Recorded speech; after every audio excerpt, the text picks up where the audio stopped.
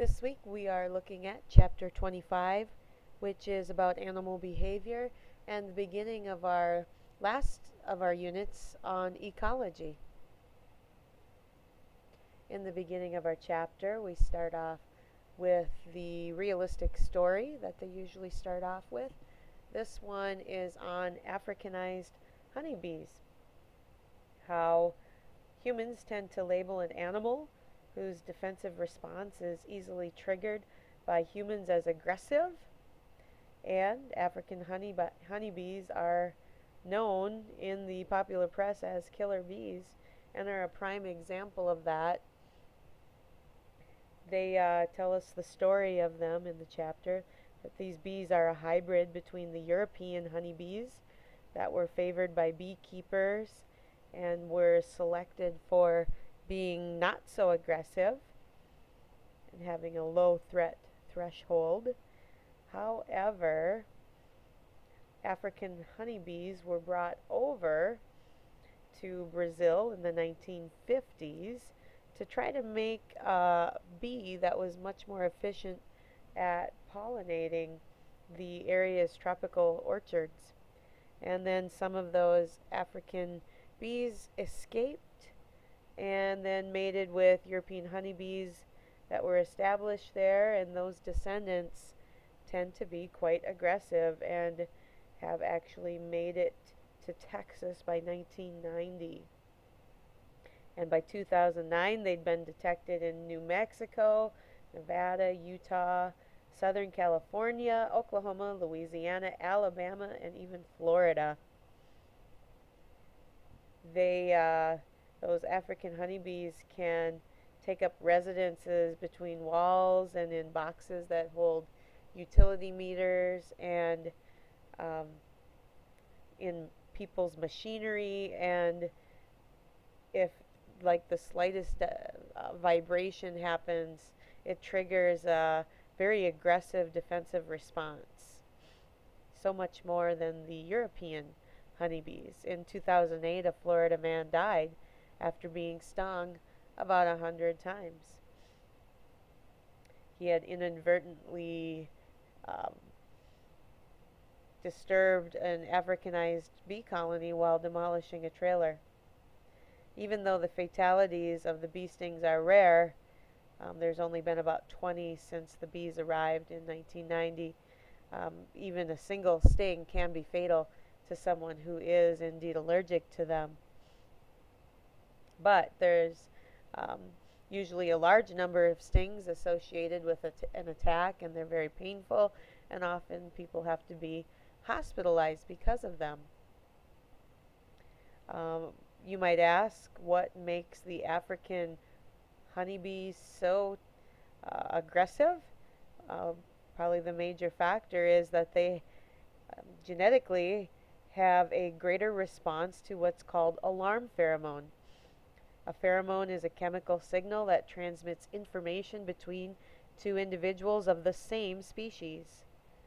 And for example, when a honeybee guarding the entrance to a hive detects a threat, she'll release an alarm pheromone that the other bees will respond to, and they will help her to ward off the intruder.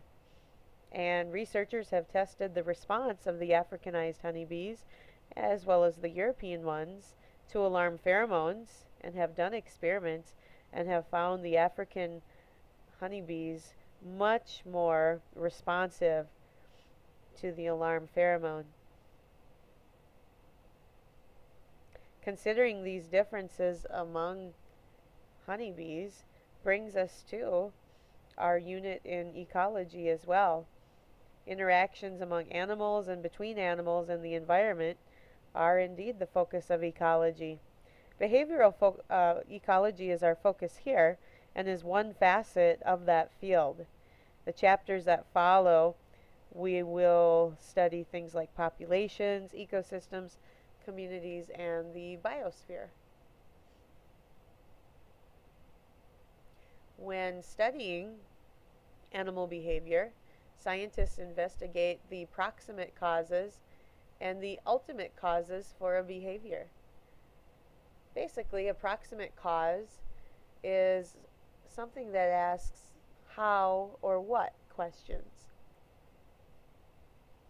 Ultimate asks the why questions. How did this behavior arise in an evolutionary sense? How did it contribute to the survival and the reproduction of this species?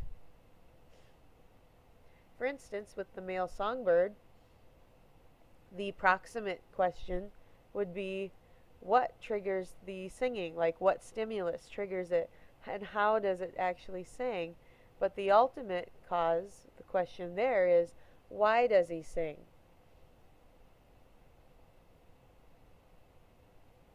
Animal behavior requires a capacity to detect stimuli and then respond to it. And stimuli are environmental cues that are picked up by sensory receptors that the organism responds to. They could be things that are visual. They could be smell or pheromones. They could be touch, vibrations. Much variation in behavior within or among species results from inherited differences. And behavior can be influenced by genes that affect the structure and the activity of the nervous system, and by genes that affect metabolism or physical traits.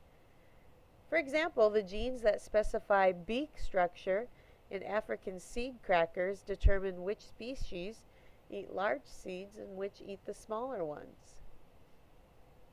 One way to investigate the genetic basis of behavior is to examine behavioral and genetic differences among members of a single species.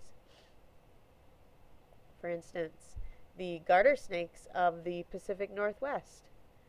Snakes in the coastal forest prefer to eat banana slugs that are common to that forest floor, whereas the snakes that live inland prefer to eat fish and tadpoles. When offered a slug, newborn offspring of coastal snakes ate it, but the offspring of the inland snakes ignored it. So, the newborn coastal snakes associate slug scent with food. The slug scent is a stimulus.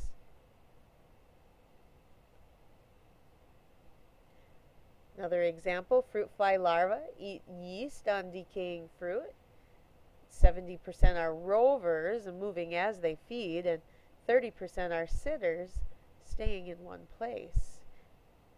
The proximate cause of different behaviors is the gene foraging that encodes an enzyme for olfactory cues. And they found that the dominant allele is actually the rover phenotype, and the homozygous recessive then would be the sitter phenotype. The ultimate cause of the behavior variation is natural selection. A rover does best when surrounded by sitters and vice versa. Comparing behavior of related species can clarify the genetic basis of a behavior. For example, in voles, a rodent, inherited differences in hormone receptors influence mating and bonding behavior. And most voles are promiscuous, meaning they may have many sexual partners, and then some are monogamous, meaning they would only have one. The brains of the monogamous species have many receptors for the hormone oxytocin. Also, the males of the monogamous species have more arginine vasopressin receptors, AVP receptors. So vole species vary in mating and bonding behavior and in the number and the distribution of receptors for the hormone oxytocin. Most human behavioral traits have a polygenic basis and are influenced by environment. Remember that polygenic means that it is caused by many genes. The effects of a single gene among many may show a small statistical correlation between a particular allele and an increased tendency toward a particular human behavior. Animal studies sometimes inspire human studies, and investigators are looking at possible connections between oxytocin and autism, a disorder involving social attachments. Genes that affect the ability to detect stimuli or to respond to nervous or hormonal stimulation influence behavior. Studying behavioral differences within and between species allows scientists to determine the behavior's proximate and ultimate causes. Instinct and learning. This should actually be 25.3 here. All animals are born with the capacity for instinctive behavior, such as the newborn coastal garter snake identifying a banana slug as food. Instinct or innate behavior comes from your genes. For instance, a female cuckoo lays her eggs in the nests of other birds. And when a cuckoo egg hatches, contact with other eggs stimulates a fixed action pattern. That blind hatchling will actually shove the eggs out of that nest, eliminating the competition. And that's an example of a fixed action pattern, a series of instinctive movements elicited by a simple stimulus and carried out with little variation once begun. Genes would be responsible for the fixed action pattern. It's an innate behavior.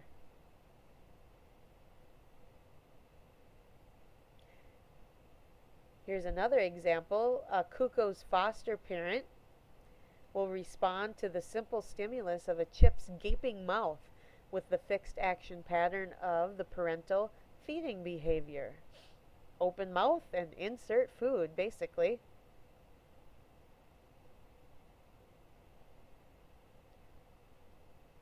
It might even be said with this bottom picture here, do humans exhibit fixed action patterns, such as when a baby's face is before your face and you do the little facial expression and flash your eyebrows?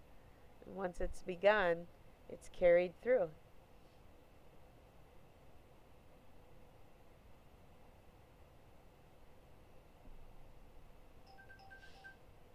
I'll show you this little video here. This goose is eliciting a fixed action pattern right there. It doesn't matter if it's an egg, it's just something white and round outside of its nest, and it will respond to that stimulus with the fixed action pattern of rolling it back into its nest. Pretty neat. A genetic capacity to learn, combined with actual experiences in the environment, shapes most forms of behavior. Learning may occur throughout an animal's life or be restricted to what's called a critical period. A learned behavior is a behavior that's modified by experience. It's a little bit different than an innate behavior. Imprinting is an example. It's a form of learning that occurs during a genetically determined time period early in life, such as baby geese follow the large object that bends over them in response to their first peep. Usually, hopefully, that would be their mother, but humans have done experiments in which it has been humans.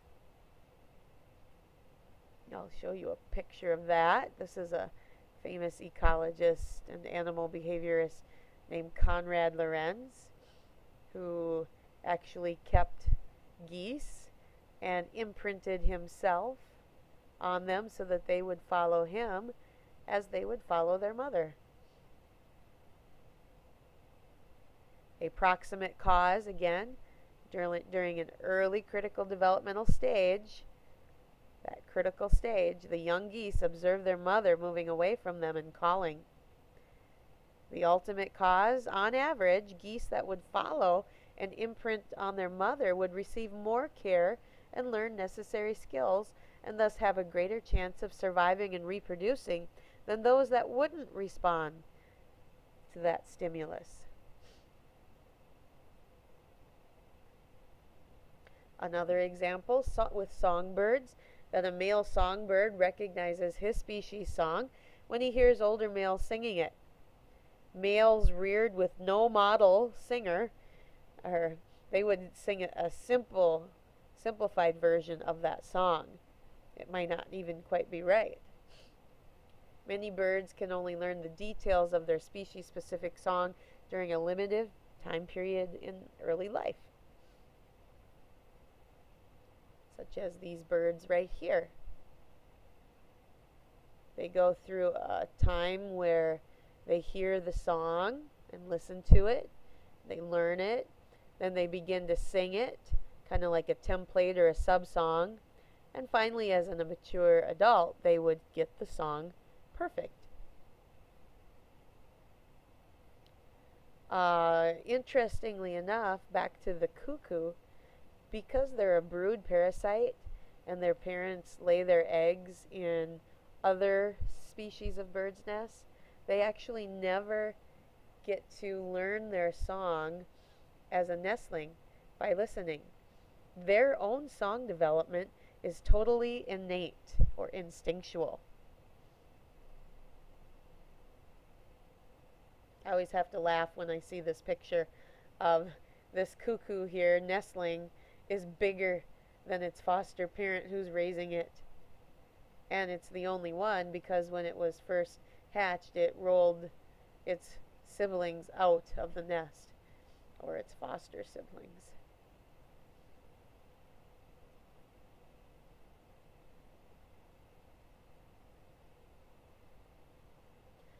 For learned behaviors, there's a few types. Associative learning is learning to associate a stimulus with a consequence. There's two kinds: operant condition, which I like to call trial and error learning, where you associate a behavior with either a reward, meaning you'll do it again, or a punishment, meaning you'll avoid that in the future because something negative happened. Such as this blue jay who is dining on a monarch butterfly, and after the blue jay tries the butterfly and tastes it, learns that it's very terrible to the taste, and then vomits it up, and will learn not to eat those monarchs anymore. That's operant conditioning. Or this coyote who has attacked the wrong prey, a porcupine, and has wound up with quills stuck in its skin, has now learned the negative association with the porcupine and will no longer attack that animal as prey. Classical conditioning is also called Pavlovian conditioning, where you associate a neutral stimulus with a significant stimulus, such as Pavlov's dog, who salivated at the sound of a bell, because Pavlov taught it that whenever the bell rang, it would be fed. So after it learned that, then every time it heard the bell, it would salivate.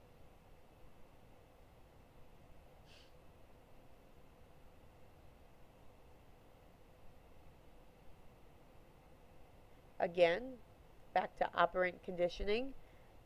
An animal modifies its voluntary behavior in response to consequences of that behavior. For example, a rat presses a lever and is rewarded with food, and then presses the lever again. Or a rat that receives a shock when it enters a particular area and then would learn to avoid that area. Other types of learned behaviors, habituation is another, is an animal learns by experience not to respond to a stimulus that's neither positive nor negative. For instance, pigeons in cities learn not to flee from people who walk past them. Otherwise, they'd be running around all the time, exerting energy that they don't need to. Spatial learning, or when animals learn about the landmarks in their environment that help them return home. Social learning, animals learn to recognize offspring, competitors, or mates by appearance, calls, odor, or combinations of clues. Observational learning, animals learn skills by imitating behaviors it observes in others. Just problem solving, such as chimpanzees learning tool use from their mothers and others in their colony. This chimpanzee here was put in a room, and a banana was hung from the ceiling, and there were some boxes, and the chimpanzee learned to stack the boxes, and then it could retrieve the banana. It took problem solving to do that. This crow was able to get this piece of meat by pulling up on the string and then stepping on the string, then pulling again, stepping on the string, taking up the slack until it was able to reach the meat. And this sea otter here learned how to get into mussels by cracking it on the rock. All of that is problem solving. And you can think to yourself about other animals and how they might problem solve. So again, instinctive behavior can be performed without any practice, but most behavior has a learned component. Even instinctive behavior can be modified over time, and some learning can only occur during a certain portion of a lifetime, like a critical period.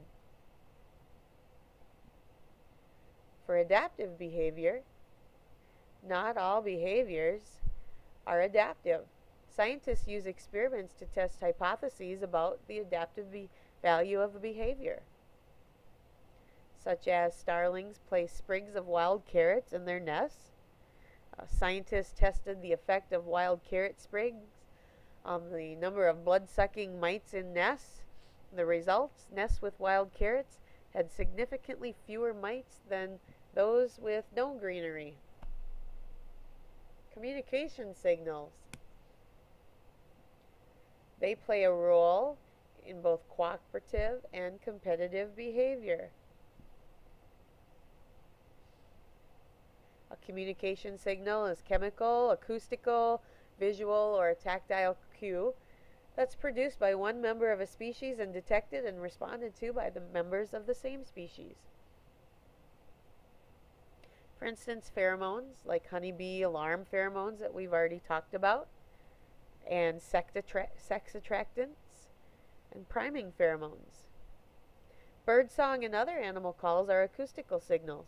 They can attract mates and define territories and convey alarms.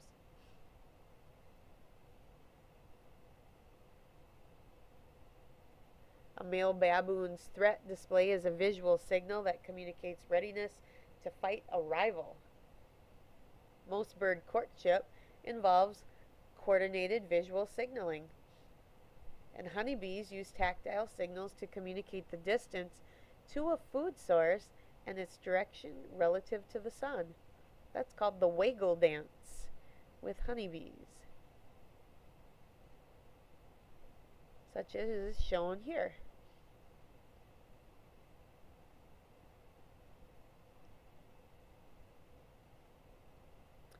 Adaptations by predators. Predators sometimes use the signaling systems of their prey against them. Frog-eating bats follow the frog's mating calls to find food. And predatory female fireflies imitate the flashing of their prey species to attract food. The animal communication behavior can only evolve if the communication benefits both signal senders and signal receivers. Animals communicate by a variety of mechanisms, and predators sometimes can take advantage of this to get their prey. Sexual selection. It occurs when males or females of a species compete for access to mates, or when they are choosy about their mates. Parenting behaviors can also reflect different selective pressures operating on males and females. Again, with mating behavior, sexual selection favors characteristics that provide a competitive advantage in attracting and retaining mates. Males usually maximize their reproductive success by mating as many times as possible, and females are more likely than males to turn down opportunities to breed with a low-quality individual. For instance, male hanging fly offers a moth to a potential mate. The female hanging flies only breed with males who provide that energy-laden meal. Female fiddler crabs choose mates with large claws who have built a burrow with the right location and size. They're very choosy, I see. Male grouse converge at a lek. That's a grouping area to attract a mate by displaying and dancing and calling, while the females look around and decide who they will choose. In a species such as lions, elk, elephant seals, and bison, the females cluster around a necessary resource, and males may hold a territory that they defend from others. The territory holders gets to mate with all the females in that territory. The territory is the region that an animal or animals occupy and defend against competitors. When females choose among a group of displaying males, or males defend a mating territory, nearly all females mate, but many males do not. These systems impose strong selective pressure for mating-related traits on males. And may cause something called sexual dimorphism, which would then be like physical differences between the males and the females, such as having larger claws on male fiddler crabs, or the larger, prettier plumage of male birds versus the dull colors of the females. Parental care. The evolution of parental care requires that benefits to a parent, increased offspring survival, be greater than the cost, lost reproductive opportunity. Mammals are usually born in a helpless state, so parental care is essential. Typically, the female is the sole caregiver. For example, a female grizzly bear cares for her cub for as long as 2 years, and the male gets to take no part in that upbringing. The midwife toad is an exception. The male holds the fertilized eggs around his legs until they hatch. Most birds are monogamous, and parents cooperate in caring for the young, like the Caspian terns discussed in your book.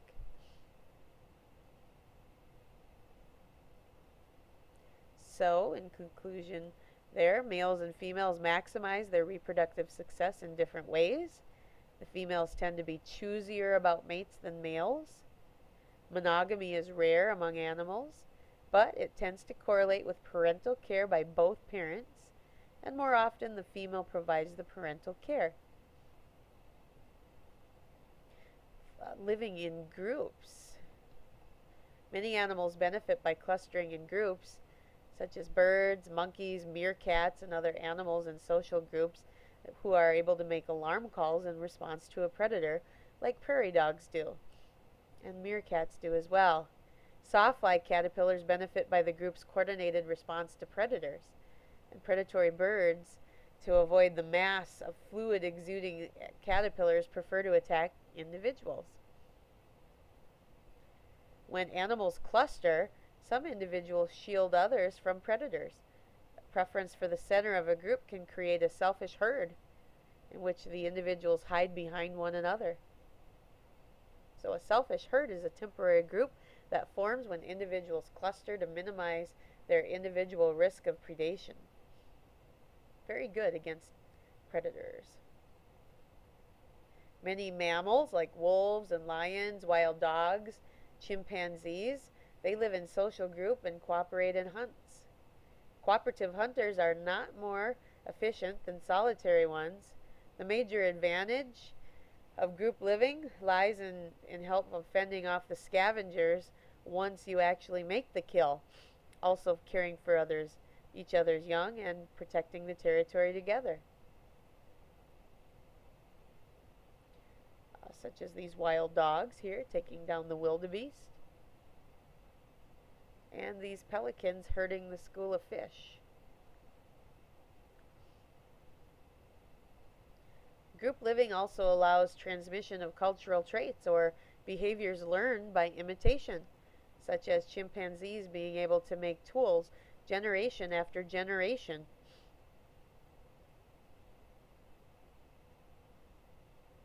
Many animals in permanent groups form a dominance hierarchy, in which the dominant animals get a greater share of resources and breeding opportunities than the subordinate ones, like wolf packs. Usually the alpha male and female are the ones that get to breed. The subordinates get their chance to reproduce by outliving a dominant peer. In most habitats, costs of social living outweigh the benefits. Large social groups attract more predators. Individuals that live in dense groups have higher risks of parasites and contagious diseases and compete more for resources, but living in the group must outweigh benefits or costs of social living outweigh the benefits. Seabirds example in your book in dense breeding colonies.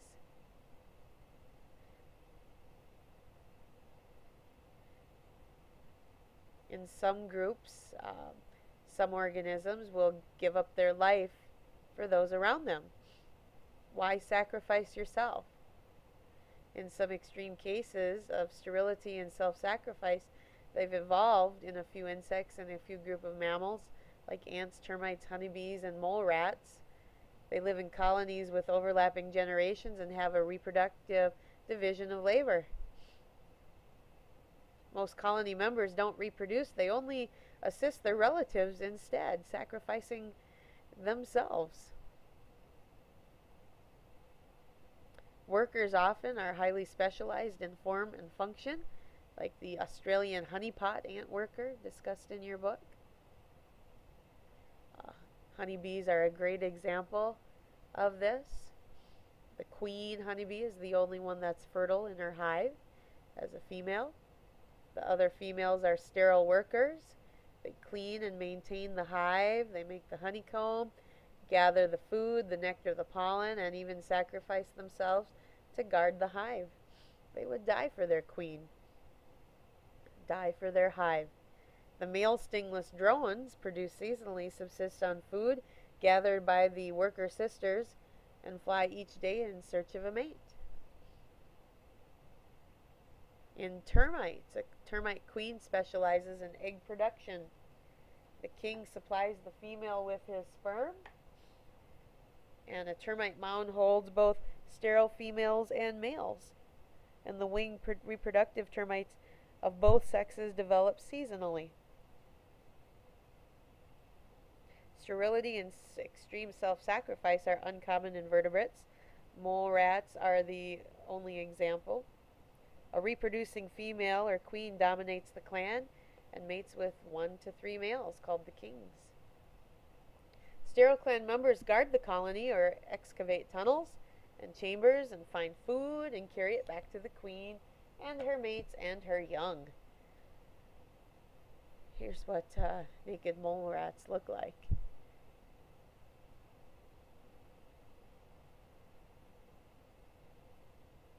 Altruism or altruistic behavior, such as a sterile worker in a social insect colony or a naked mole rat, shows this. Giving up your safety for others. Inbreeding increases the genetic similarity among relatives and may play a role in this. According to the theory of inclusive fitness, genes associated with altruism are selected if they lead to behavior that promotes reproductive success of close relatives.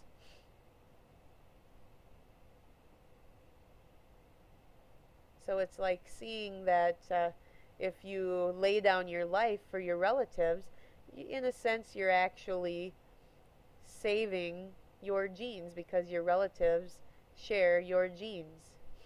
Belding ground squirrels are also an example of organisms that exhibit altruistic behavior. This is also called kin selection, when you sacrifice yourself for your kin. For instance, calling out when you see a predator approach would only bring the predator's attention to yourself. But why would you call out then? Why not run and hide and save yourself? But in calling out, you give the warning signal to your kin, thereby saving your relatives and saving your genes. It has an adaptive value. The benefits outweigh the costs. Life in social groups have reproductive benefits and costs. Not all environments will favor the evolution of such groups. Self-sacrificing behavior has evolved among a few kinds of animals that live in the family groups. Calling a behavior adaptive doesn't mean it's morally right. It just means that it increases reproductive success because of natural selection. For example, infanticide, the killing of infants, is morally repugnant, but it happens in all human cultures, especially when mothers lack resources to care for their children. Then they're more likely to harm them. Evolutionary forces shape and influence human behavior, but humans can make moral choices about their actions.